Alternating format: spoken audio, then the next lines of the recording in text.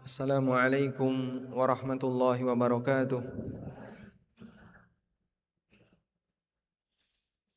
Alhamdulillah wassalatu wassalamu ala Rasulillah wa ala alihi wa ashabihi wa mawalah wa ashhadu an la ilaha illallah wahdahu la syarikalah wa ashhadu anna Muhammadan abduhu wa rasuluh salawatu rabbi wa salamu alaihi wa ala alihi wa ashabihi wa man sara ala nahjihi wastanna bisunnatihi ila yaumil qiyamah.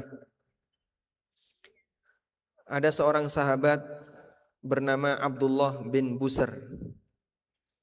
Beliau menceritakan, Ja'a rajulun ilan Nabi sallallahu alaihi wasallam. Suatu ketika datang seseorang menghadap Nabi sallallahu alaihi wasallam.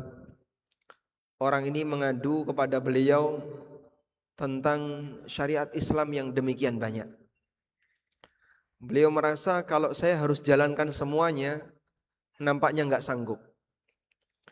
Sehingga orang ini mengatakan, ya Rasulullah, inna syara'i al-islami qad kathurat, fadullani ala amalin atathabbathu fihi.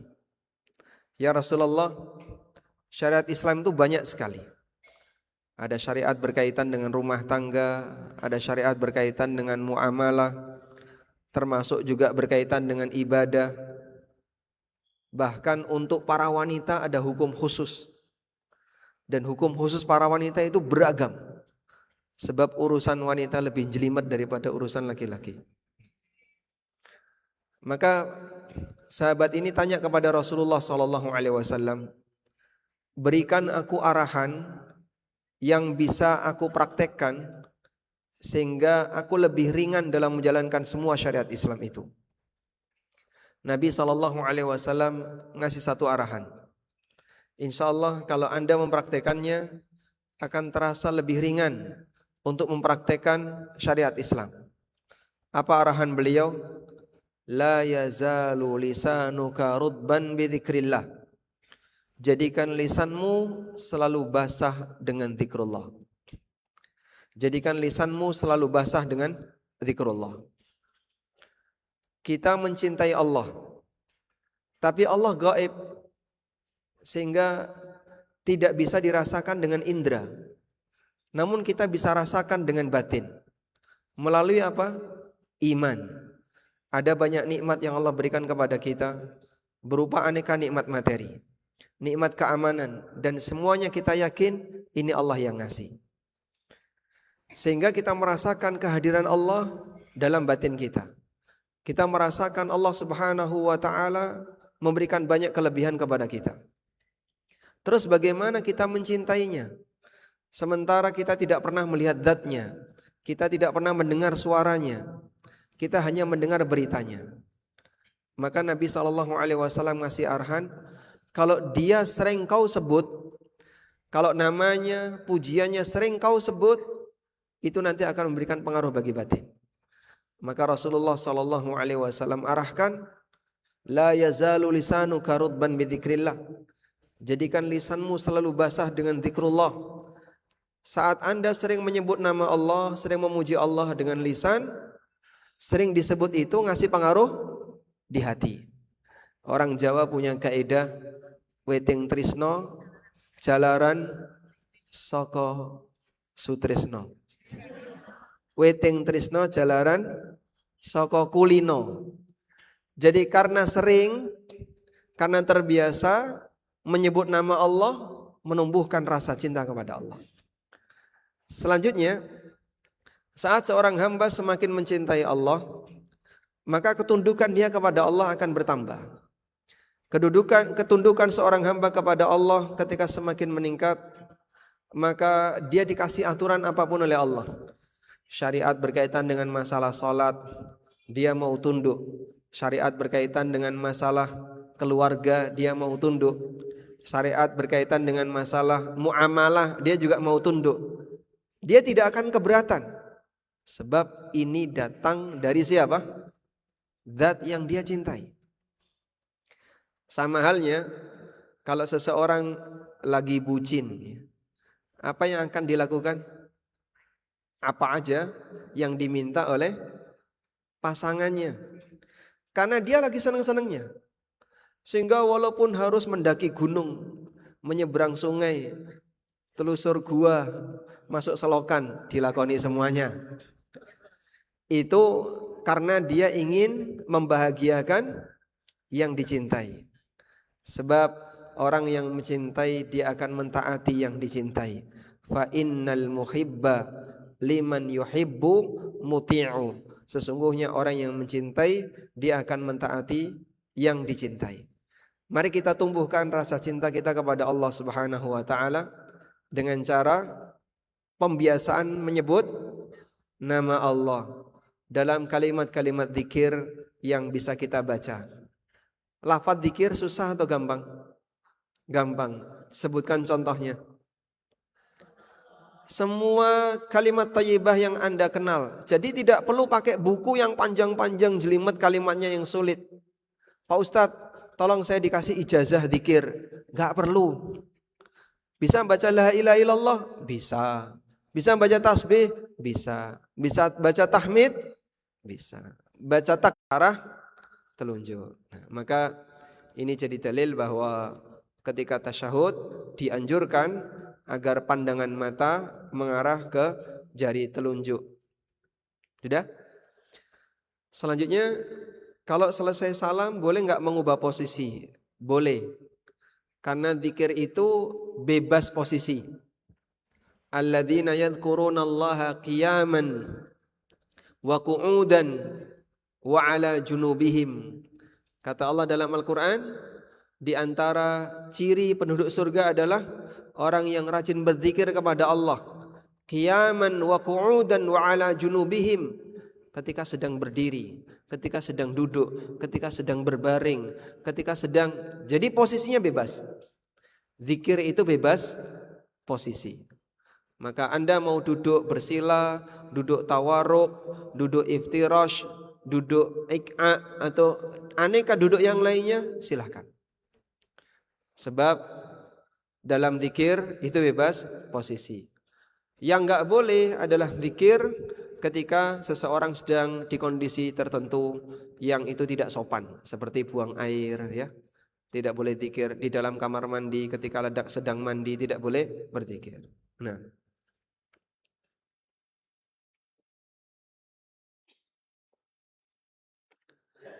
kalau saya dulu belum berhijrah, apakah dengan mengganti sholat wajib saya dulu hilang?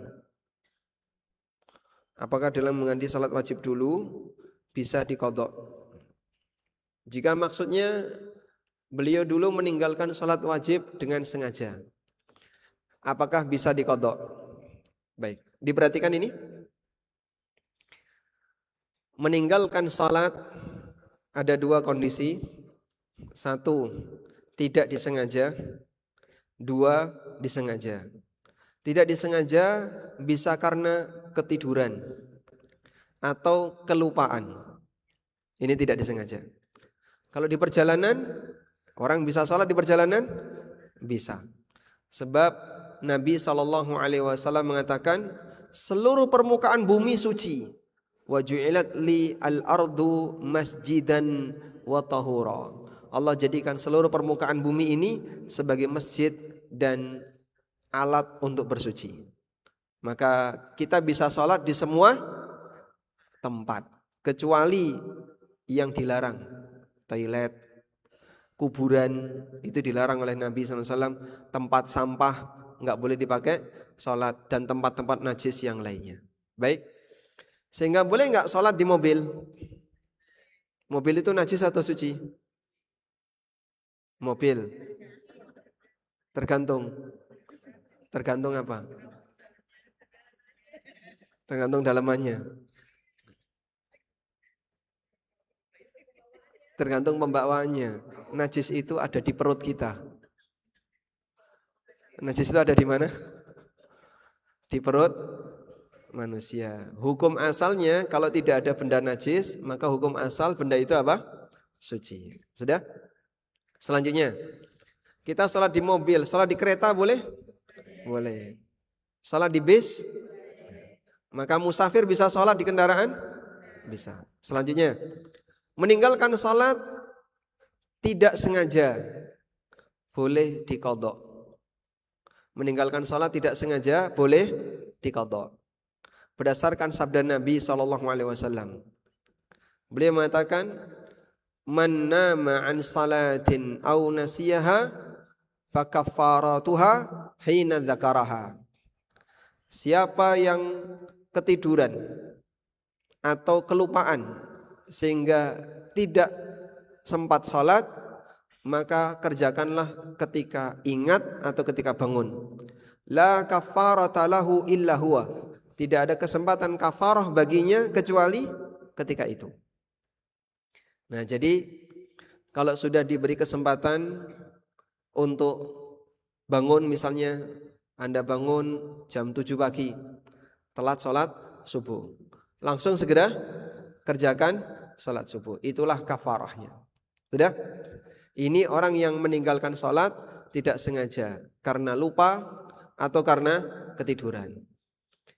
Yang kedua, orang yang meninggalkan sholat dengan sengaja. Sengaja nggak mau sholat, atau sengaja mengulur-ulur waktu sampai akhirnya masuk ke waktu sholat berikutnya, sehingga dia ketika sudah mepet maghrib, nanti dulu, engkosa, akhirnya maghrib, sehingga dia telat untuk sholat asar. Berarti dia meninggalkan sholat dengan sengaja. Tidak ada dalil mengenai kafarahnya. Maka untuk yang seperti ini, para ulama menjelaskan dia tidak bisa qadha. Wah, enak berarti Pak. Kalau yang lupa saja diqadha, kenapa yang sengaja malah tidak diqadha? Tidak diqadha itu bukan berarti lebih enak, karena dia tidak bisa memastikan apakah beban dia bisa hilang atau tidak. Dia tidak bisa memastikan beban dia itu hilang atau tidak. Ibaratnya dia punya utang tapi nggak dikasih solusi bagaimana cara menyelesaikan. Terus Pak, kalau misalnya diqadha gimana? Contohnya, 3 tahun yang lalu saya pernah tidak sholat duhur. Saya kerjakan sholat duhur sekarang. Jadi sholat duhur nanti plus sholat duhur qadha. Ini sudah keluar waktu. Sholat duhur kamu keluar waktu. Ini sholat duhur 3 tahun yang lalu, bukan sholat duhur sekarang. Jangankan 3 tahun yang lalu, sholat duhur kemarin boleh nggak dikerjakan hari ini? Kenapa enggak boleh? Sudah keluar waktu. Nah, terus apa yang bisa dilakukan? Taubat yang serius, mohon ampun kepada Allah dengan serius. Yang kedua, perbanyak sholat sunnah. Perbanyak sholat sunnah. Sebab Nabi SAW menyebutkan, awwalu ma yuhasabu bihil abdu min amalihi yaumal qiyamah as-salah. Amal pertama yang nanti akan dihisab di hari kiamat adalah salat. Fa in saluhat, kalau salatnya baik, saluha sairu amali, maka seluruh amalnya dianggap baik. Wa in fasadat, kalau salatnya rusak, qila lil malaika, maka Allah Ta'ala memerintahkan kepada para malaikat, unduru hal lahu min tatawwu'. Coba kamu lihat, orang ini punya amalan salat sunnah enggak? Jika dia punya amalan salat sunnah, maka dipakai untuk melengkapi kekurangan salat wajib. Amalan salat sunnah berfungsi apa? Melengkapi kekurangan salat wajib. Kekurangan salat wajib itu ada 2. 1, meninggalkan salat wajib. Yang kedua, kekurangan dalam pelaksanaan. Sehingga dia memang mengerjakan salat wajib, tapi banyak yang kurang. Misalnya tidak khusyuk, ada bagian rukun yang tidak sempurna, ada bagian wajib yang kurang sempurna. Itu semuanya ditambali dengan salat sunnah. Maka Anda kerjakan salat sunnah, fungsinya untuk nambali kekurangan salat wajib. Baik, rutin salat rawatib enggak? Insya Allah. Berapa rakaat? 12 rakaat. Ya, jadi kalau bisa kerjakan sholat rawatib minimal 12 rakaat. Karena ini yang muakkadah, yang ditekankan. 12 ini yang ditekankan. Baik, boleh disebutkan 12 rakaat itu apa saja? Qabliyah subuh. Ini satu jari 2 rakaat ya. Qabliyah subuh, qabliyah duhur, qabliyah duhur. Jadi qabliyah duhur berapa? 4 rakaat, 2 2. Terus ba'diyah duhur. Selanjutnya ba'diyah maghrib, ba'diyah isya. Saya pengen nambahi Pak Ustadz. Waktu saya masih longgar. Baik, qabliyah asar 4 rakaat. 2 2. Sudah? Lalu ba'diyah duhur 4 rakaat. Ba'diyah duhur 4 rakaat. Jadi 2 rakaat setelah 2 rakaat. Sehingga ba'diyah duhur 2 rakaat tambah lagi 2 rakaat. Nah, yang pertama ini muakkadah, yang kedua ghairu muakkadah. Ya? Qobliyah asar 4 rakaat. Qobliyah maghrib 2 rakaat. Jadi total yang tidak muakkad ada 5 salat. Saya catatkan. Insyaallah. Baik.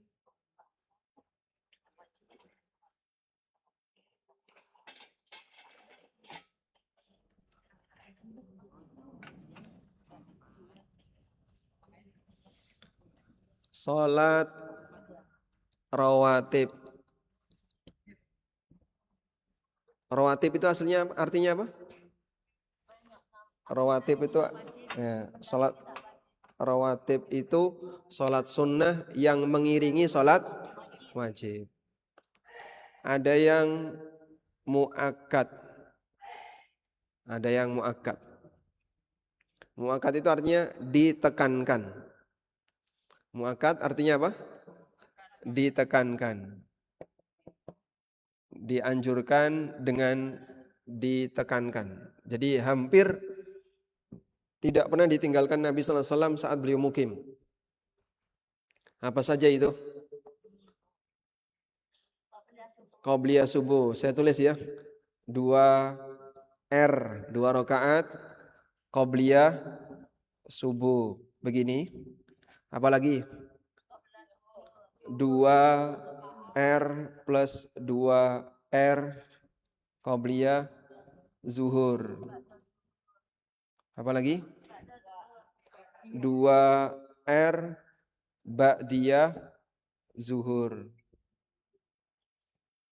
Lalu 2 ba'diyah maghrib. Selanjutnya 2 rakaat ba'diyah isya. Ada berapa kali sholat? 6. 6 sholat. Jadi di sini ada 6 kali sholat. Okay. Lalu yang kedua, ghairu muakkad. Ghairu muakkad. Berarti kebalikan yang di atas. Sunnah yang tidak ditekankan. Tidak ditekankan itu tidak rutin diamalkan Nabi SAW. Itu apa saja? Apa saja? 2 rakaat ba'diyah zuhur.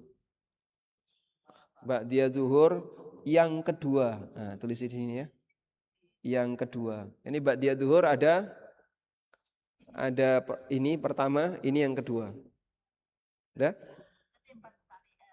4 rakaat ba'diyah zuhur. Lanjut lagi. 2 rakaat plus 2 rakaat qabliyah asar. Ada lagi? 4 rakaat qabliyah asar. 2 rakaat qabliyah maghrib.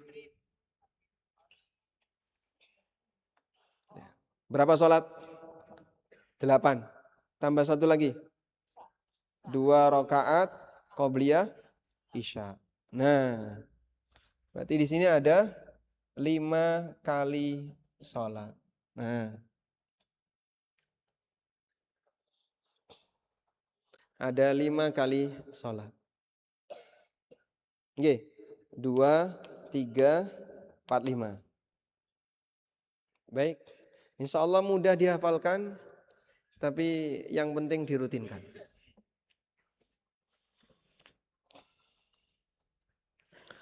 Apa fungsi sholat sunnah? Menambal kekurangan sholat wajib. Maka tugas yang pernah meninggalkan sholat tadi apa? Memperbanyak taubat serius. Yang kedua, memperbanyak sholat sunnah, bukan mengqadha. Jadi yang lebih tepat bukan mengqadha, tapi taubat karena dia pernah melakukan maksiat dosa besar. Yang kedua, memperbanyak sholat sunnah.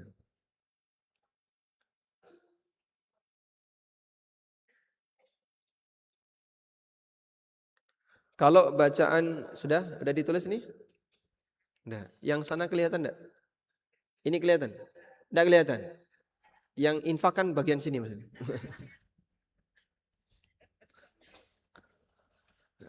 Baik. Nanti boleh minta catatan temannya ya. Selanjutnya, kalau bacaan Al-Fatihah kita belum sanad dan bagus, apakah sholat kita tetap sah dan diterima? Saya tidak punya sanad dan banyak ustadz tidak punya sanad. Bukan syarat belajar agama harus bersanad. Yang punya keyakinan seperti ini, belajar agama harus bersanad, itu LDII. LDII itu mewajibkan harus punya sanad. Tapi bukan syarat belajar agama harus bersanad. Karena yang dibaca antara yang bersanad dan yang tidak bersanad sama saja. Apakah Fatihah yang bersanad beda dengan yang tidak bersanad? Sama. Apalagi mohon maaf, untuk saat ini sanad itu diperjualbelikan. Sehingga sebagian orang yang punya sanad, dia membuka siapa yang mau ngambil sanad dari saya, bayar sekian. Terus nanti dia store, sudah diterbitkan surat sanad. Saya dapat ini dari si A, dari si B, dari si C dan seterusnya sampai dari sahabat. Dan tidak harus seperti itu. Saya tidak punya sanad, banyak juga ustadz-ustadz yang tidak punya sanad. Banyak juga para syekh yang enggak punya sanad. Karena bukan syarat harus bersanad. Sanad itu diperlukan ketika ilmu belum ditulis. Di masa silam, sebelum hadis itu ditulis, maka penyampaian melalui MLM, mulut lewat mulut. Sehingga kamu dapat ini dari mana? Dari si A, dari si B, dari si C. Sampai di zaman ilmu itu banyak ditulis. Nah, setelah sudah jadi tulisan, tinggal baca tulisan, orang bisa mendapatkan ilmu yang sama sebagaimana apa yang didapatkan oleh penulis. Ya. Cuman begini, ini permanen ya. Subhanallah. Saya tidak membaca ini. Mohon maaf ya. Permanen. Sudah selesai.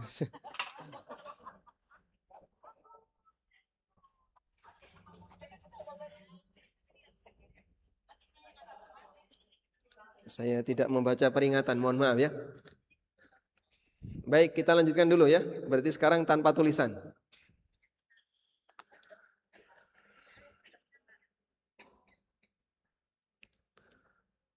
Baik, Al-Fatihah itu rukun salat.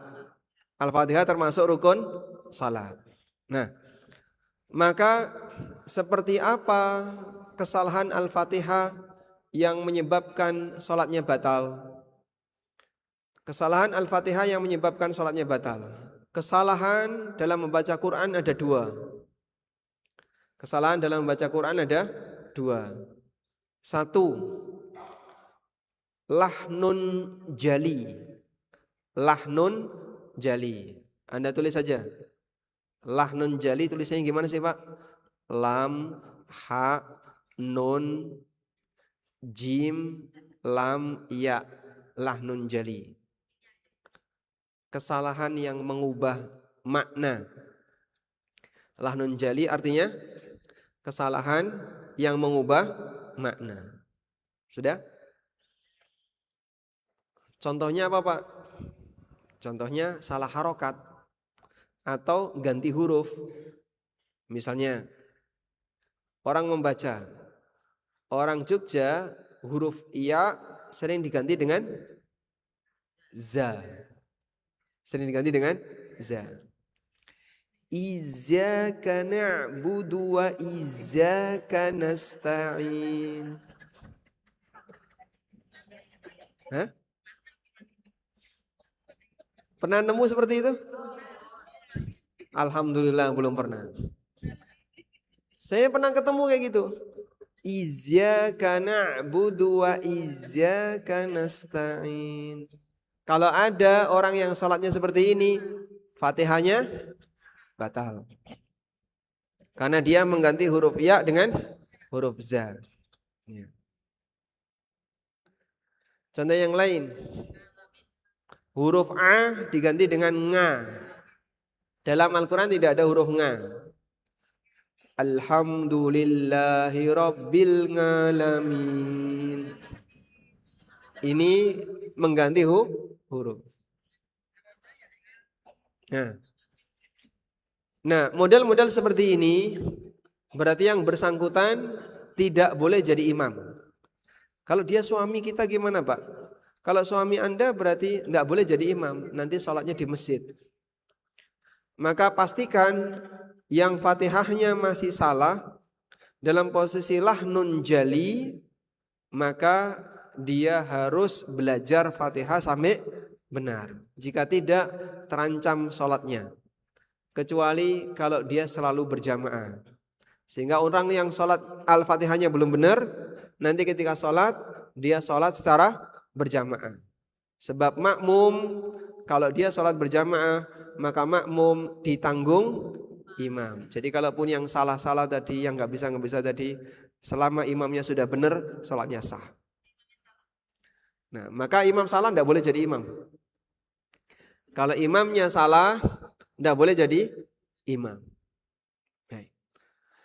Dan banyak sekali yang sudah, mohon maaf ya, yang sudah sepuh, sudah senior, Pak, lidah saya nggak bisa ditekuk karena sudah terlalu mengalami pengapuran. Masya Allah, lidahnya mengalami pengapuran. Jadi susah diminta untuk ngomong nasta'in, susah. Iyyaka, susah. Waladhdallin, susah. Maghdubi, susah. Aneka kesalahan terjadi di situ. Kalau demikian, Bapak jangan jadi imam. Maka Bapak harus selalu jadi makmum. Baik. Selanjutnya ada lahnun yang disebut dengan lahnun khafi. Kesalahan yang tidak mengubah makna. Lahnun khafi atau kesalahan yang tidak mengubah makna tidak membatalkan bacaan Al-Fatihah. Contohnya, biasanya huruf dot yang susah. Ya. Maka bahasa Arab itu sebutannya lughatud dod. Bahasa dod. Karena huruf yang paling susah dibaca dot. Ghairil maghdubi. Seringnya dot jadi dha. Ghairil maghdubi. Atau jadi dzal. Ghairil maghdubi.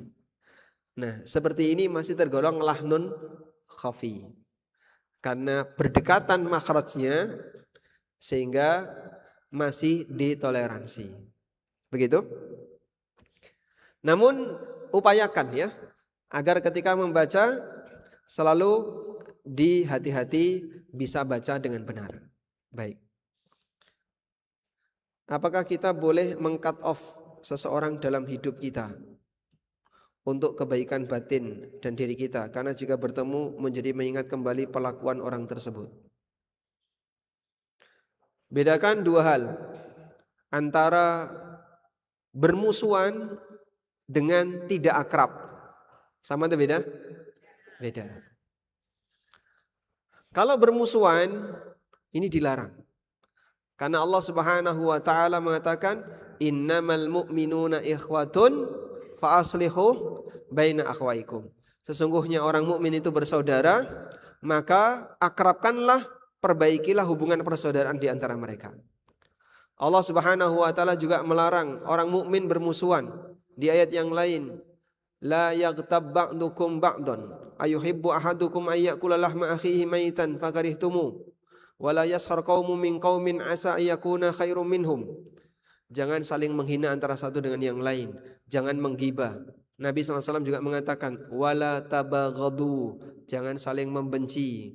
Wala tadabaru, jangan saling tadabaru. Tadabaru itu buang muka. Apa namanya? Jotaan. Namanya apa? Jotaan. Saling melengos. Saling jotaan, saling melengos, saling benci, saling emosi, ketika ketemu buang muka, ini dilarang. Sehingga menampakkan permusuhan itu dilarang. Baik. Namun tidak akrab boleh. Saya nggak mau akrab sama dia. Kenapa? Dia hobi ngutang. Boleh? Boleh. Saya nggak mau akrab sama dia. Kenapa? Suka minta makanan. Boleh? Boleh. Anda kalau ketemu teman yang suka minta makanan, apa yang akan Anda lakukan? Hah? Harusnya seperti ini dirawat, ya, dengan baik. Sebab dia akan membantu Anda untuk menurunkan kualitas lemak Anda. Nah, jadi biar kadar lemak dan gulanya turun, carilah teman yang suka minta makanan. Setuju? Ya. Baik, lanjut. Suatu ketika saat Fathu Mekah itu terjadi, Al-Wasi, tahu Al-Wasi? Yang membunuh Hamzah. Siapa Hamzah? Paman Rasulullah SAW. Dalam peristiwa perang Uhud, Al-Wasi ini membunuh Hamzah, paman Nabi SAW. Dan Nabi SAW sangat mencintai Hamzah. Hamzah ini saudara persusuan Rasulullah SAW yang membela Nabi SAW ketika di Mekah dan ikut berjuang bersama Nabi SAW ketika di Madinah, dibunuh sama Al-Wasi. Saat Fathu Mekah, Al-Wasi ini ketakutan sampai dia minggat, nggak berani untuk menampakkan diri. Hingga kemudian Al-Wasi mendapatkan kabar bahwa Nabi SAW menerima siapapun yang mau bertobat. Datanglah Al-Wasi untuk menyatakan diri masuk Islam di depan Rasulullah SAW. Saat Al-Wasi datang dan beliau menyatakan masuk Islam, Nabi SAW tanya, apakah kau yang membunuh pamanku? Iya.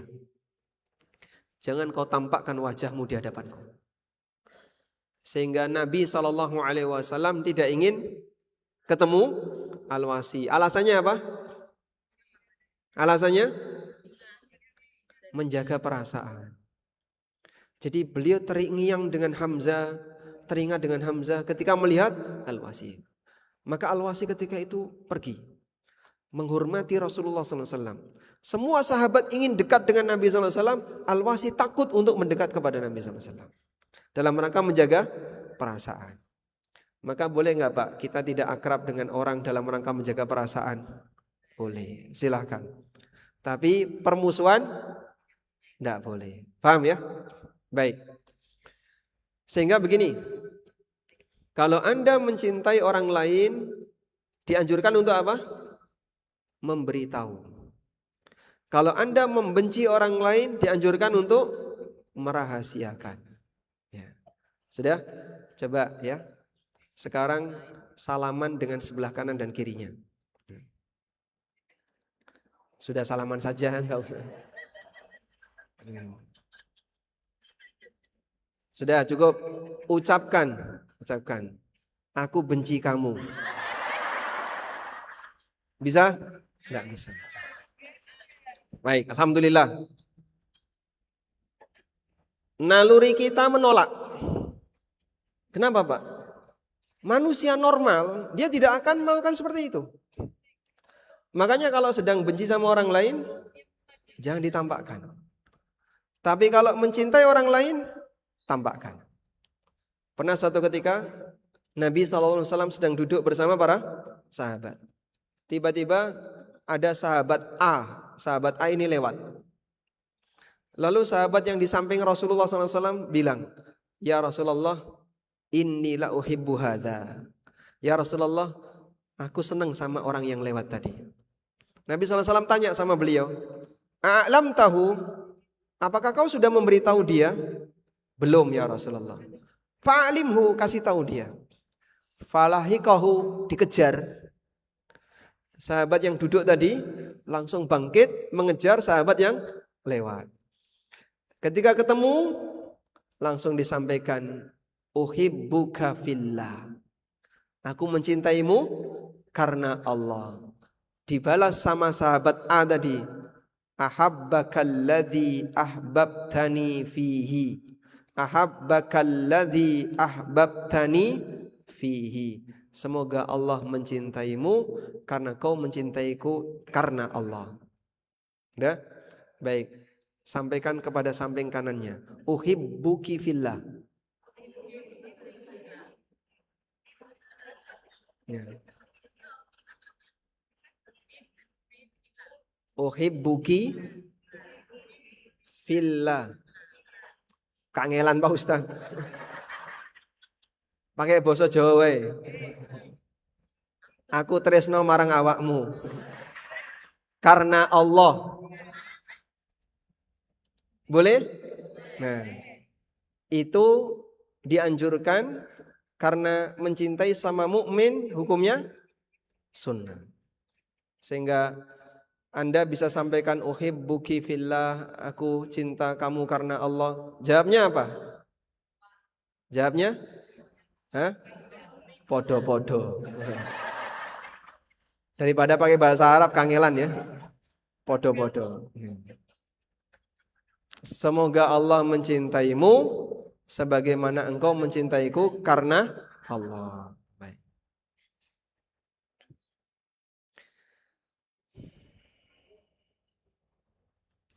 Dari mulai anak-anak kecil sampai sekarang sudah dewasa, suami tidak pernah memberi nafkah. Istri rela. Masih hidup nggak dia ini? Nggak pernah dikasih nafkah suaminya. Kalau masih hidup alhamdulillah ya. Istri rela, dia tidak menafkahi tapi diniatkan sedekah untuk keluarganya. Yang membuat sedih, suami seringkali selingkuh.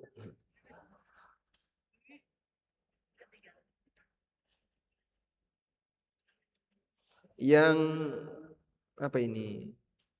membuat istri muak bahkan untuk melihat wajah suaminya sekalipun.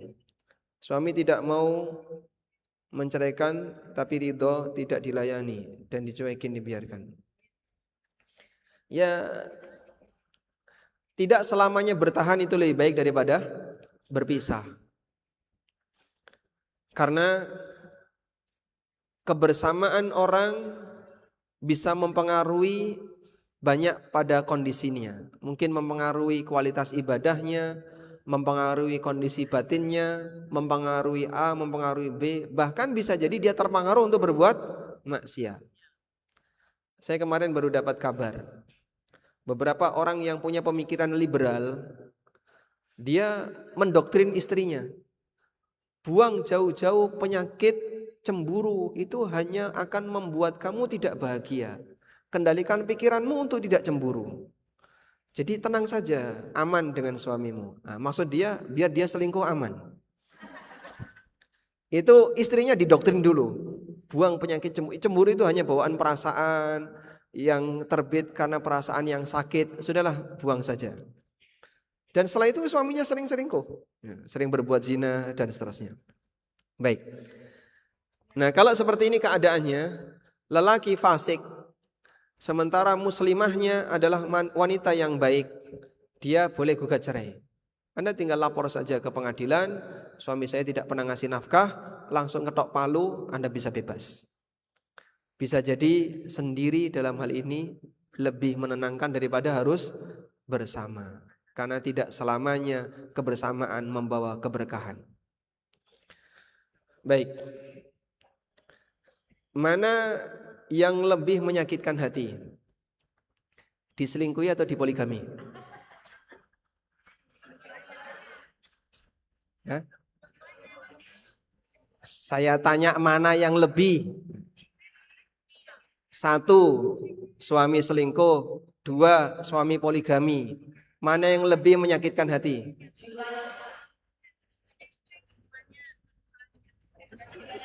Ini gagal paham pertanyaan.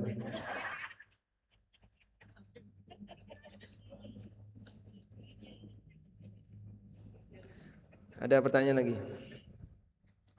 Assalamualaikum warahmatullahi wabarakatuh. Waalaikumsalam warahmatullahi wabarakatuh.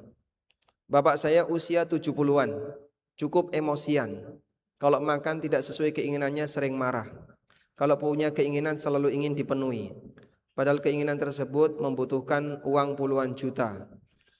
Kami anak-anak juga punya kebutuhan, punya keluarga. Kadang kita bingung gimana cara memenuhinya karena sudah 2 kali mengancam kabur dari rumah. Kadang rasanya tertekan sebagai anak. Gimana cara menghadapi orang tua seperti ini? Adakah doa agar beliau cepat mati? Enggak. Pertanyaan itu enggak ada ya? Baik. Ya. Jadi memang terkadang karakter manusia itu makin tua makin jadi. Sehingga apa yang menjadi pembiasaan dia semasa masih produktif, semasa masih kuat, semasa masih sehat, tapi tidak ada perubahan, nanti ketika tua makin parah.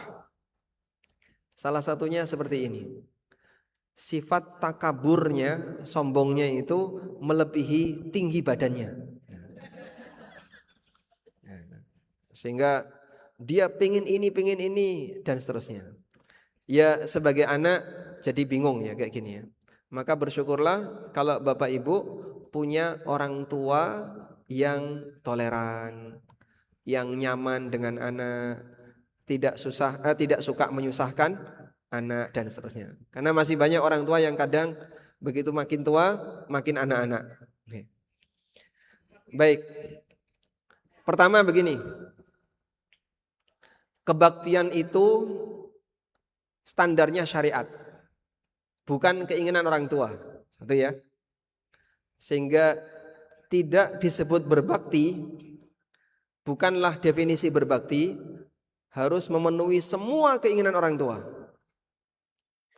Makanya kalau keinginan orang tuanya keinginan maksiat, Allah melarang untuk dipenuhi. Allah berfirman, "Wa in jahadaka ala an tusyrika bi ma laisa laka bihi ilmun fala tuti'huma." Kalau kedua orang tuamu memaksa kamu untuk berbuat syirik, Allah perintahkan apa?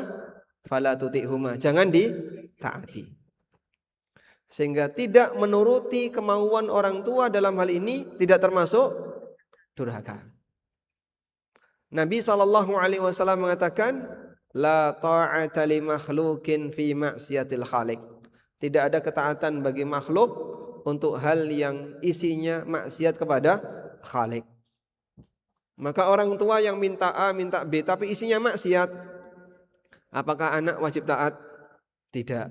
Karena tidak ada ketaatan bagi makhluk dalam hal yang isinya maksiat kepada Khalik. Gitu? Orang tua nyuruh anaknya yang perempuan, kamu nek metu ra usah jilbaban. Kalau keluar rumah enggak usah pakai jilbab. Kalau ini harus ini, dan dia disuruh maksiat. Anak tidak taat, durhaka enggak? Tidak. Sehingga definisi durhaka bukan kembali kepada apa yang diinginkan oleh orang tua, tapi batasan syariat. Yang kedua, jika orang tua menghendaki sesuatu yang itu memberikan madorot kepada anak, memberi madorot kepada anak. Misalnya, menyuruh sesuatu sampai menghabiskan banyak biaya. Yang tadi disebutkan puluhan juta, ya. dan anak keberatan, ini akan memberikan madarat, maka tidak memenuhinya tidak termasuk maksiat, tidak termasuk durhaka. Karena dalam posisi ini yang bersangkutan memberikan madarat. Allah Subhanahu wa taala mengecualikan wasiat yang mendatangkan madarat. Mim ba'di wasiyatin yusi biha au dainin ghaira mudar. Warisan itu dibagi setelah ditunaikan wasiat dan penyelesaian utang ghaira mudarin, namun tidak memberi madarat. Sehingga kalau ada wasiat yang memberi madarat, boleh tidak ditunaikan. Ya, jadi misalnya ada sebagian di antara orang tua kita yang pesan, besok kalau aku mati dimanapun, baik di Jogja maupun di yang lainnya, tolong kuburkan aku di makam baqi. Masya Allah. Makam baqi di mana? Madinah. Masya Allah Pak. Sing digoleki kok sing aneh-aneh Pak.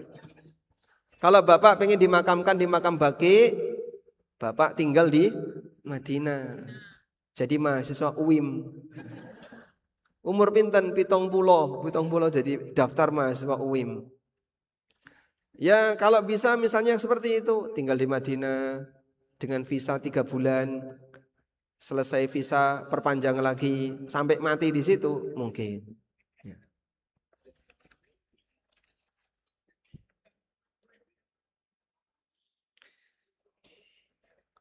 Saya punya anak perempuan sudah S2 dan PNS, tapi belum mendapat jodoh. Dari sini saya merasa bersalah karena anak saya mengatakan kalau selama ini patuh sama mama supaya tidak boleh pendekatan dengan laki-laki sebelum S2 dan kerja. Karena sekarang circle anak sudah berbeda, di lingkungan bekerja semua sudah berkeluarga. Hingga sampai saat ini usia 28, belum mendapatkan calon suami. Mohon pencerahannya. Baik. Ya, sekarang sudah bisa diukur ya. Perempuan kalau ketinggian gimana? Rentan jatuh ya, bahaya. Sehingga terkadang pilihan hidup bagi wanita dua. Ngejar karir atau keluarga. Ini dua hal yang kadang susah disatukan. Bagi wanita yang karirnya bagus, karir pendidikannya bagus, karir kerjanya bagus, mencari lelaki yang mau nikah dengan dia yang sepadan ya, itu susah. Ya, susah. Ya S2 kalau bisa suaminya S3. Ada, tapi jadi istri 2. Karena rata-rata yang S3 dan seterusnya sudah tua. Sehingga Anda mungkin akan kesulitan untuk mendapatkan itu yang seusia. Baik. Kecuali kalau misalnya ya sudahlah, turunkan grade-nya. Sehingga kalaupun ada lelaki melamar yang S3 tidak apa-apa, SD, SMP, SMA. Walaupun putri Anda S5. Boleh kira-kira? Ya. Yang penting perhatikan apa? Kesolihan agama. Yang penting perhatikan kesolihan agama. Dan nanti Anda kasih doktrin kepada putri ya, putri Anda tidak perlu merasa lebih tinggi. Apapun itu suami adalah kepala rumah tangga. Yang penting dia bisa menggandeng kamu untuk jadi wanita yang sebaik. Baik. Yang penting dia bisa menggandeng kamu untuk jadi wanita yang baik. Baik, mudah-mudahan Allah kasih jodoh yang baik. Amin.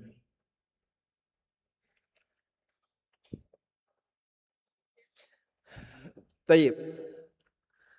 Kalau Anda perhatikan ya, tidak ada wanita yang lebih mulia dibandingkan putri Rasulullah SAW.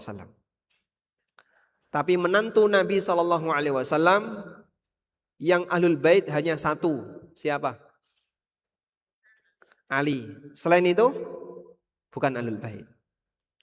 Menantu Nabi SAW Abul As ini bukan ahlul bait. Ini suaminya Zainab, putri pertama. Menantu Nabi SAW Utsman bin Affan, bukan ahlul bait. Beliau dinikahkan dengan dua putri Nabi sallallahu alaihi wasallam, Ruqayyah dan Ummu Kulthum. Hanya Fatimah yang dinikahkan dengan Ahlul Bait. Maka Rasulullah sallallahu alaihi wasallam tidak menyoroti sisi kesamaan nasab Ahlul Bait dalam masalah ini, karena bukan syarat pernikahan harus sesama Ahlul Bait. Wanitanya Ahlul Bait, laki-lakinya tidak harus Ahlul Bait. Nah, kurang lebih contohnya seperti itu.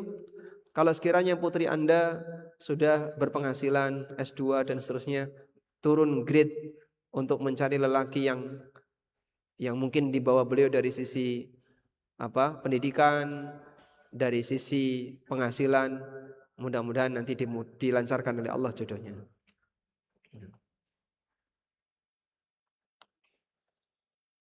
Assalamualaikum. Waalaikumsalam. Bagaimana caranya keluar dari circle teman yang kurang mendukung dalam hal akhirat tanpa menyinggung perasaan mereka dan sudah mengkhianati persahabatan dan hanya berorientasi pada materi? Contoh, jika tidak menguntungkan bagi dia, maka tidak dia lakukan meskipun sifatnya membantu yang lain. Intinya tadi, Anda boleh tidak akrab dengan yang bersangkutan. Sehingga selanjutnya pilihannya adalah, kalau Anda keberatan untuk memenuhi undangan dia dan ajakan dia, ya sampaikan saja, mohon maaf saya belum bisa. Gitu. Sehingga mungkin akan berkali-kali seperti itu, lama-lama dia menyadari, oh berarti sekarang teman saya gak mau dekat dengan saya. Kalau dipaksakan tanpa menyinggung perasaan, sulit. Karena sikap kita pasti dinilai oleh orang lain. Sikap kita dinilai oleh orang lain. Baik, silahkan rotinya diselesaikan dulu.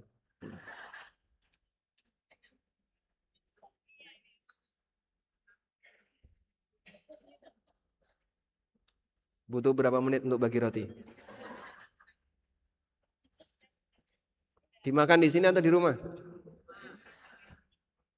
Di rumah. Baik. Sudah? Yang selatan sudah dapat? Sudah. Baik, lanjut ya. Jadi intinya apa tadi? Orang menilai sikap Anda. Itu tidak mungkin tidak terjadi. Tanpa menyinggung perasaan, itu juga sulit. Ya, sikap kita ketika kita menjauh dari dia, otomatis apa? Akan menyinggung perasaannya. Itulah konsekuensi.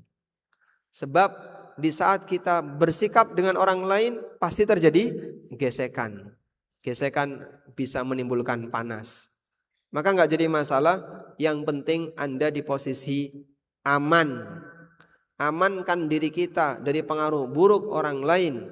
Karena itu kalau Anda sadar Anda punya teman yang toksik, jangan bertahan. Karena racunnya akan semakin menyebar.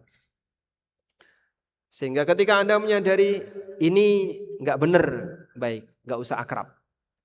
Walaupun mungkin sering ketemu, tapi sama-sama panitia ya Pak Ustadz, seragamnya sama. Berarti besok Anda jangan pakai seragam yang sama. Tapi tetap bisa melayani kegiatan sosial. Yang penting Anda berkomitmen untuk menjaga diri baik-baik.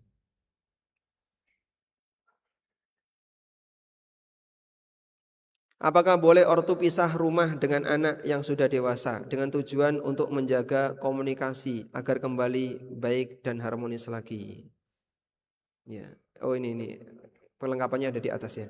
Assalamualaikum. Waalaikumsalam. Saya ibu rumah tangga, mempunyai anak perempuan yang sudah dewasa dan sekarang kalau dinasihati seringnya berakhir dengan debat. Terkadang sering terbesit untuk pisah rumah dengan anak-anak biar tidak saling durhaka. Anak durhaka ibu dan ibu durhaka ke anak. Bolehkah pisah?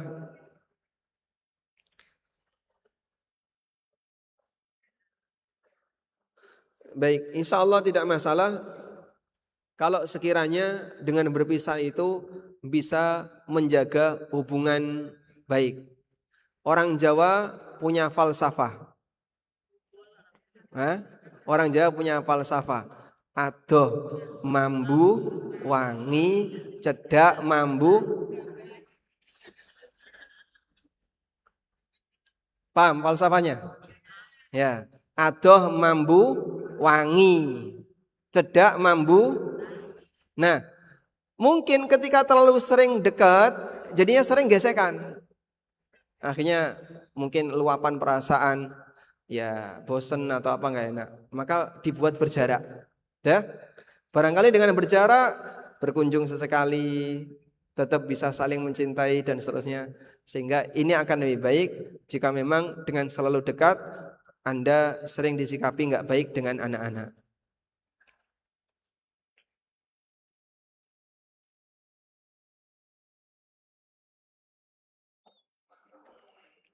Seorang janda memiliki cucu 4 orang dari 1 orang anaknya, laki-laki yang sudah wafat. Apakah kekayaannya jatuh pada cucunya semua, 2 laki 2 perempuan? Dan ibu tersebut memiliki saudara perempuan 3 orang, saudara laki-laki 3 orang. Apakah saudaranya tersebut mendapatkan bagian dari warisan beliau yang ditinggalkan? Baik. Saya buat skemanya ya.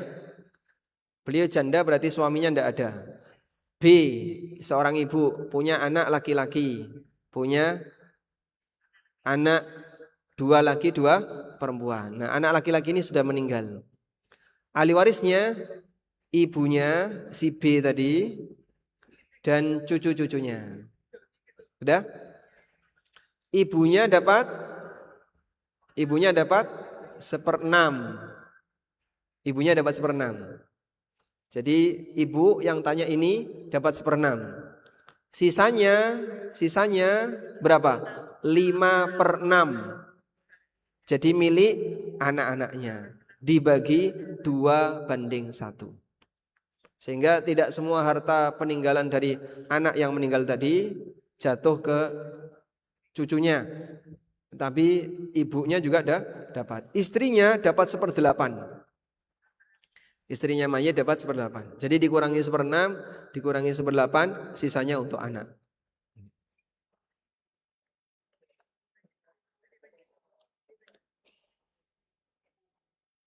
Assalamualaikum. Waalaikumsalam. Ada warisan rumah ortu sudah dari tahun 2000 sampai sekarang belum diserahkan. Suami punya saudari perempuan 2. Mereka berdua tidak berniat untuk menjual dengan berbagai alasan. Tapi rumah itu ditempati sama kakak suami. Baik. Ya, jadi seperti dulu yang pernah kita sampaikan ya, bahwa warisan itu ada 2. Ada yang liquid. Liquid itu apa? Yang cairan. Yang mudah dibagi. Nah, contohnya emas, uang, perabotan, itu liquid ya. Nah, yang seperti ini segera dibagi. Yang kedua, yang tidak liquid. Contohnya tanah, rumah, dan seterusnya. Nah, yang tidak liquid ini karena sulit dibagi, gimana caranya Pak? Pilihannya 1 dijual, 2 disusui, dibeli oleh salah satu, udah, atau 3 disewakan. Disewakan siapa Pak? Boleh ke orang lain, boleh yang tinggal di situ. Pak, ini mau ditempati kakak. Ya kakak nyewa boleh nggak? Boleh. Nanti jatah kakak berapa, sisanya jadi sewa. Nanti dia bayar ke saudara-saudaranya. Tapi kalaupun gratis juga boleh. Baik, cukup. Kita sampai jam berapa? 10.30. Insyaallah. Kayaknya sudah capek mereka. Belum capek? Saya coba lanjutkan ke pertanyaan berikutnya. Suami istri meninggal tanpa anak. Istrinya duluan meninggal, masih punya aset tanah. Kira-kira berapakah warisannya? jatuh 100% ke saudara suami yang masih hidup atau 50%? Juga buat hak waris saudara istri yang masih hidup. Baik. Suami istri punya berkeluarga, tidak punya anak. Kalau mati berarti ahli warisnya siapa? Pasangannya dan saudaranya. Pasangannya dan saudaranya. Sudah? Istrinya mati duluan. Suami dapat berapa? Setengah. Suami dapat setengah. Jika wanita meninggal tanpa anak, maka suaminya dapat setengahnya. Terus sisanya Pak, yang setengah? Yang setengah milik saudaranya istri. Sudah? Jadi setengahnya untuk suaminya, setengahnya untuk saudara istri. Baik. Kalau yang meninggal suami, seperempatnya untuk istri, 3/4 untuk saudara suami. Bisa dipahami insyaallah? Baik. Sehingga tidak semuanya, tapi 50%. Kalau orang tuanya masih ada, nanti orang tuanya dapat, orang tua bapak atau ibu? Bapaknya suami. Kalau bapaknya suami ada, semuanya kena bapak suami. Jadi istri dapat 1/4, sisanya 3/4 untuk bapak dan ibu. Saudaranya nggak dapat karena masih ada bapak. Ya, bapaknya dapat sisanya. Ibu dapat. Jadi saya ulang ya. A dan B menikah. Ini nggak bisa dihapus masalahnya. Sebaliknya bisa. Sebentar, saya bisa menghapus.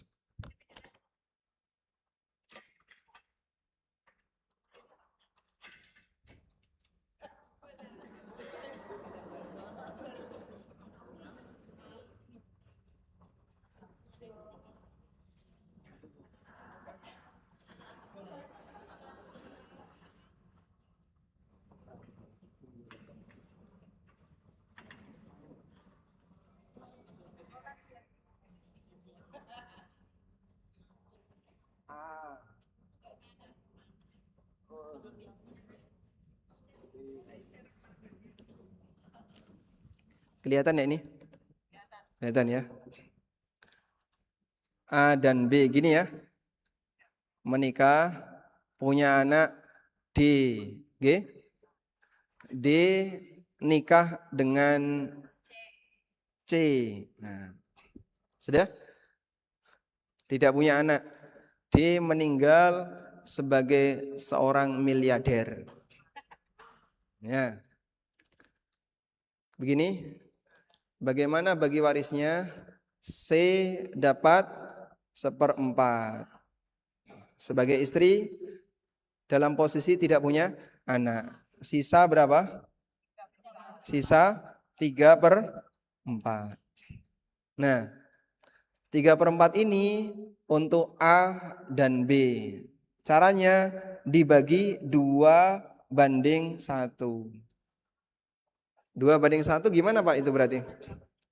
Berarti yang ini dapat setengah, yang ini dapat 1/4. Sehingga perbandingannya 2/1. Bapak dapat 2, ibu dapat 1. Enggak kelihatan. A dan B ya, punya anak D. D punya istri C. Ini meninggal. Maka C dapat berapa? 1/4. Kenapa? Sebagai istri. Sisanya berapa? 3/4. Nah, 3/4 itu untuk suaminya, untuk bapaknya dapat setengah. Untuk ibunya dapat 1/4. Jadinya kan 2/1. Ini yang disebut dengan kasus Umariyah. Disebut dengan kasus Umariyah. Nah, kenapa kok disebut Umariyah? Karena yang memutuskan ini Umar bin Khattab. Ini jadi ijtihadnya Umar bin Khattab. Atau disebut juga dengan Gharawiyah. Orang tuanya saya nggak dapat. Mertua itu orang lain. Ya. Mertua tidak dapat warisan dari menantu.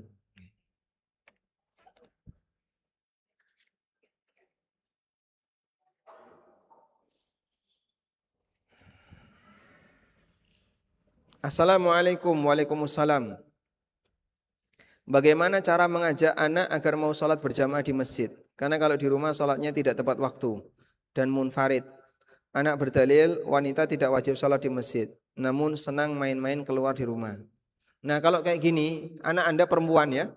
Kalau anak Anda laki-laki, paksa dia ke masjid. Kalau anak Anda perempuan, sholat di rumah lebih baik. Tapi ya, upayakan jamaah dengan ibunya. Jangan ditinggal, pokoknya ditunggu. Tak enteni, pokoknya ibu akan nunggu kamu. Ibu nggak masak sebelum kamu sholat. Ibu tidak akan ngasih uang saku sebelum kamu sholat jamaah dengan ibu. Jadi selalu ditunggu untuk sholat jamaah dengan ibu. Kata kuncinya tunggu dan tunggu dia sholat jamaah dengan ibu. Pembiasaan semoga dia dengan sering dipaksa oleh ibunya untuk berjamaah. Karena ada yang menemani, mudah-mudahan lebih ringan dan membuat dia lebih bisa tepat waktu.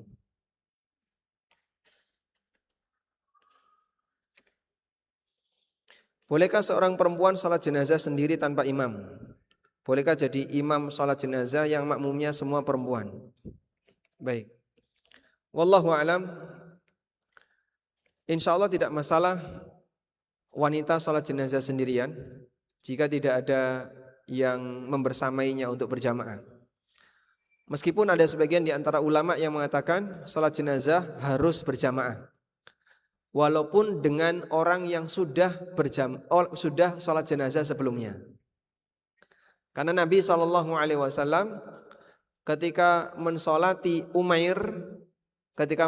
Abu Umair, beliau mengajak bapaknya Abu Talha untuk menemani, sehingga Rasulullah SAW sholat berdua dengan Abu Talha. Nabi SAW di depan, Abu Talha di belakang.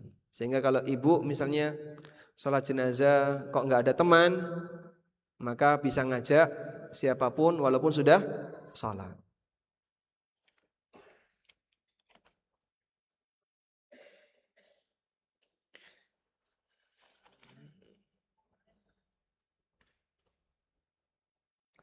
Assalamualaikum. Waalaikumsalam. Di salah satu kota ada rumah anak yatim dipimpin Pak Haji. Di situ ada ribuan anak yatim yang disantuni dan dilibatkan untuk ikut mendoakan tamu-tamu Pak Haji. Ajaran Pak Haji kepada tamu-tamunya memang ketauhidan, mengajurkan sholat, baca Quran, amalan sunnah, dan seterusnya. Amalan sunnahnya agak ekstrim, seperti baca Quran 22 juz dalam semalam, sedekah harta sebanyak-banyaknya, dan ajarannya seperti dengan cara-cara aneh, perantara satu benda supaya hajat terkabul, menyarankan dengan satu tindakan yang tidak pantas, yang itu katanya ilmu-ilmu kearifan. Ya kalau kayak gini jadi dia ngajari nggak sopan. Misalnya sekarang lagi viral-viral kayak gitu ya. Jadi diarahkan orang itu untuk buka aurat, bersinggungan dengan lawan jenis, dan alasannya ini dalam rangka kearifan dan seterusnya.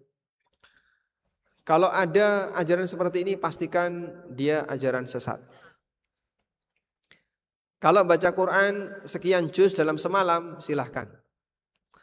Namun, jika diyakini kamu baca Quran di depan benda tertentu, ini lama-lama bendanya akan jadi sakti. Karena kau baca Quran di sini. Salah ya. Jika baca Quran di depan benda itu jadi sakti, maka benda yang paling sakti di dunia ini adalah mikrofon Masjid Nabawi, mikrofon Masjidil Haram. Itu tiap hari dipakai sholat 5 waktu dengan ganti-ganti imam dan bacaannya bisa panjang-panjang. Maka ambillah mikrofon itu, karena mikrofon ini sakti, Masya Allah. Tapi nggak ada orang yang kepikiran kayak gitu ya. Dan ini pemahaman yang tidak benar. Benda apapun tidak memberi pengaruh apapun, karena pada asalnya benda hanya benda. Sampai pun Hajar Aswad. Hajar Aswad itu batu sakti atau tidak? Tidak. Terus kenapa dicium Pak? Ya karena Nabi SAW menciumnya. Umar bin Khattab radhiyallahu anhu ketika tawaf, beliau sebelum mencium Hajar Aswad mengatakan, Inni la'alamu annaka lahajaran. Aku tahu kau ini cuma batu biasa. Aku tahu kau ini batu biasa. Laula anni ra'aitu Rasulullah sallallahu alaihi wasallam qabbalaki ma qabbaltuki. Andaikan bukan karena aku melihat Rasulullah sallallahu alaihi wasallam menciummu, tak sudi aku menciummu. Ini perkataan siapa? Umar. Jadi kita mencium Hajar Aswad karena Nabi sallallahu alaihi wasallam mencium Hajar Aswad. Kita menyentuh Ka'bah karena Nabi sallallahu alaihi wasallam menyentuh Ka'bah. Bagian Ka'bah mana yang dianjurkan untuk disentuh? Rukun Yamani dan Hajar Aswad. Hanya dua ini.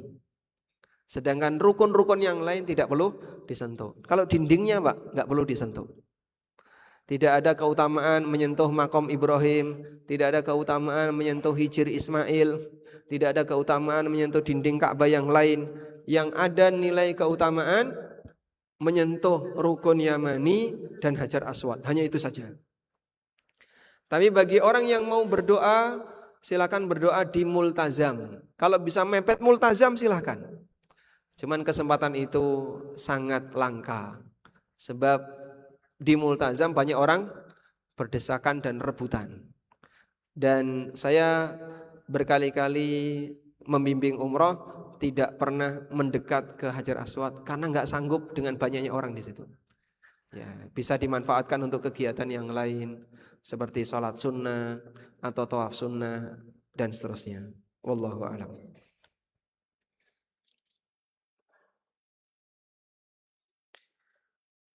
Sudah belum? Belum ya. Assalamualaikum. Waalaikumsalam. Ayah saya semasa hidupnya pernah berpesan untuk dimakamkan di kampung halamannya. Qadarullah akhirnya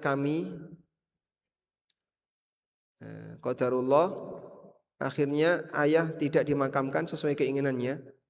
Kakak saya sebelumnya sudah memberi pengertian kepada ayah. Jika dimakamkan di kampung tentu jauh dan perlu beberapa jam perjalanan. Kami juga tidak bisa leluasa menziarahinya. Baik. Apakah tidak mewujudkan keinginan ini berdosa? Bolehkah jika saat ini kami berencana memindahkan makam? Wallahu a'lam. Berkaitan dengan posisi minta dimakamkan di mana, apakah boleh tidak dipenuhi? Jika memberikan madharat kepada anak, memberi madharat itu misalnya biayanya besar. Atau yang kedua, merepotkan masalah transportasi. Nanti kalau saya mati, tolong saya dimakamkan di puncak Merapi. Masya Allah. Itu nganggo apa itu? Pakai helikopter gitu. Sehingga ada orang yang kadang dia mau nyari sensasi sampai mati. Buat apa? Makanya mungkin orang seperti ini dinasihatkan. Kamu dimakamkan dimanapun tidak akan menambah amalmu maupun mengurangi amalmu. Oleh karena itu, jika orang soleh dia dimakamkan di tempat biasa, apakah turun tingkat solehnya? Tidak. Maka walaupun dia orang soleh dimakamkan misalnya di pemakaman umum, tidak ada masalah.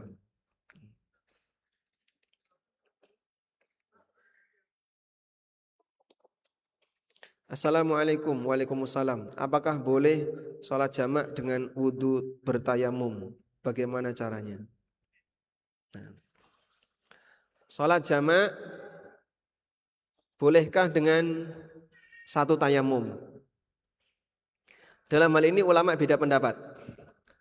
Ada yang mengatakan kalau orang sakit lalu mau menjamak sholat, misalnya duhur dengan asar, tayamum untuk sholat duhur. Maka nanti kalau dia mau sholat asar, tayamum lagi. Jadi tayamumnya satu tayamum, satu sholat. Ini pendapat yang pertama. Pendapat yang kedua, tayamum pengganti wudu. Selama dia belum batal, maka satu tayamum bisa untuk beberapa sholat. Sehingga tayamum sholat duhur sampai asar belum batal, bisa langsung sholat asar. Dan wallahu alam, selama dia belum batal, dia boleh sholat asar, dan insya Allah pendapat yang kedua ini yang lebih kuat. Ada orang yang menaruh sayuran di pagar rumah saya. Bagaimana sikap saya? Tetangga atau saudara saya merasa tidak ada yang menaruh sayuran tersebut. Baik. Kalau mau Anda makan, silahkan dimakan, tapi tunggu tagihan. Tiba-tiba invoice-nya muncul, ternyata dari tukang sayur. Tapi kalau Anda yakin ini pasti oleh-oleh dari orang, atau ada yang memberikan hibah, boleh dimanfaatkan. Jadi begini, nemu benda, nemu ya, itu hanya berlaku jika benda itu di tempat umum. Di tempat umum tuh di jalan, di masjid, di lapangan, itu tempat umum. Kalau benda di rumah orang, nemu atau bukan? Bukan. Aku tadi nemu pot di depan rumah kamu. Orang nemu nih kaya ngene iki. Spanyol, separuh nyolong. Dia nyolong tapi lapor. Yang kedua, jika benda itu di area khusus kita, rumah kita, atau dicandal di pintu, atau termasuk di dalam tas Anda. Misalnya Anda sedang lihat ke arah utara, sebelah selatannya ngasih duit. Kita tidak ngerti. Sampai rumah dilihat, kok ono amplop ning kene ya. Tas ini ruang siapa? Ruang khusus kita. Anda bawa kemana-mana, tapi dia ruang khusus Anda. Ada benda yang tidak Anda bawa, tapi dikasih orang tanpa memberitahu, dan ada di situ. Kok ada di dalam tas saya? Berarti apa itu? Hibah. Itu statusnya hibah. Dan hibah itu tidak disyaratkan harus saling ridho. Penerima itu tidak harus menyatakan ridho, karena hibah itu sifatnya searah. Contoh, Anda kondangan, datang walimah, bawa anak kecil, bawa bayi. Tiba-tiba ada yang nyekeli duit 50.000. Sama anak ini dibawa. Ibunya nggak ngerti. Nah, terus anak ini, kok tiba-tiba ada uang 50.000, dari mana kamu? Nah, tadi dikasih itu. Baik, ini uang punya siapa? Punya anak atau punya ibunya? Hah? Punya anak atau punya ibunya? Ini uang punya anak. Ibunya terlarang untuk memakainya. Loh kan dia anak saya, Pak. Iya, itu anak kamu. Tapi harta dia adalah harta dia.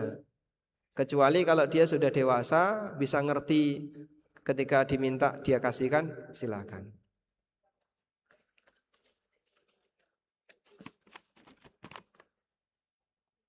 Assalamualaikum. Waalaikumsalam. Bila membaca Al-Quran kita berdoa untuk kesembuhan dengan menyediakan air untuk diminum. Bagaimana hukumnya? Ini namanya ruqyah. Seperti ini namanya ruqyah. Jadi ini air, terus saya membaca Al-Quran untuk ruqyah. Ya? Kemudian saya minum atau dikasihkan ke orang lain, boleh. Ini ruqyah. Sedangkan sholat itu tidak ruqyah.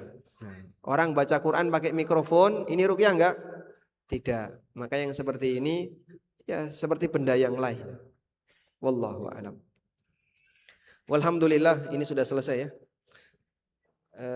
Pertanyaan yang agak rumit, sukuk, modal, usaha dan seterusnya nampaknya terlalu panjang untuk dibaca di kesempatan kali ini. Satu pertanyaan. Suami istri kaya raya, punya satu anak laki-laki. Anak laki-lakinya meninggal. Dia mendapatkan kemudian anak laki-laki punya anak laki-laki dan perempuan. Jadi cucunya. Ya. Terus ya istrinya dari suami dari istri itu meninggal juga. Itu bapaknya. Iya. Bapak meninggal. Nah, meninggal baik.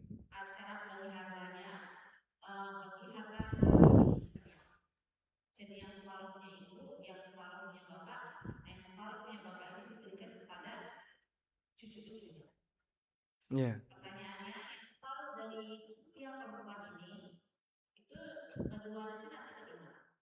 baik. Eh, istri dari suami yang meninggal ini kerja atau tidak? Jadi orang kaya ini? Tidak. Baik. Dulu sudah pernah kita sampaikan ya, gonogini itu ada nggak? Hah? Ada. Harta bersama adalah harta yang didapatkan dari hasil kerja bersama. Sehingga kalau suami kerja, istri kerja, nah itulah ketika dicampur itulah gonogini. Tapi kalau suami kerja, istri tidak kerja, maka hukum asal harta ini milik suami. Sudah? Selanjutnya istri dapat berapa? Seperempat. Istri dapat seperdelapan. Karena dia punya anak. Oh, tapi kan tadi anaknya sudah meninggal duluan, Pak. Punya cucu. Ada cucu laki-laki ya? Nah, maka dalam hal ini sang istri dapat seperdelapan. Lalu sisanya ke cucu laki-laki dan cucu perempuan. Jadi nanti larinya ke cucu. Seperdelapan untuk istrinya, terus larinya ke cucu. Perempuan. 2:1. Cukup insya Allah.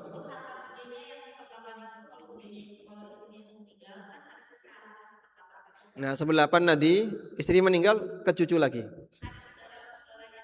Karena ada cucu, saudara nggak dapat. Ya, jadi anak laki-laki, cucu laki-laki itu menghalangi saudara bisa dapat. Oke. Kalau ada keturunan laki-laki yang ke arah bawah, maka yang samping nggak dapat. Walhamdulillah. Baik, demikian yang bisa kita sampaikan. Semoga apa yang kita bahas ini bermanfaat.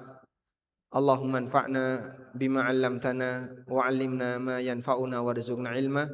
Allahumma inna nas'aluka fi'lal khairat wa tarkal munkarat wa hubbal masakin wa idza aradta bi'ibadika fitnah faqbidna ilaika ghaira maftunin. Rabbana hab lana min azwajina wa dhurriyyatina qurrata a'yun waj'alna lil muttaqina imama. Rabbana atina fid dunya hasanah wa fil akhirati hasanah wa qina adzabannar. Wa sallallahu ala nabiyyina Muhammadin wa ala alihi wa sahbihi wa sallam. Wa akhiru da'wana anil hamdulillahi rabbil alamin. Wassalamu alaikum warahmatullahi wabarakatuh.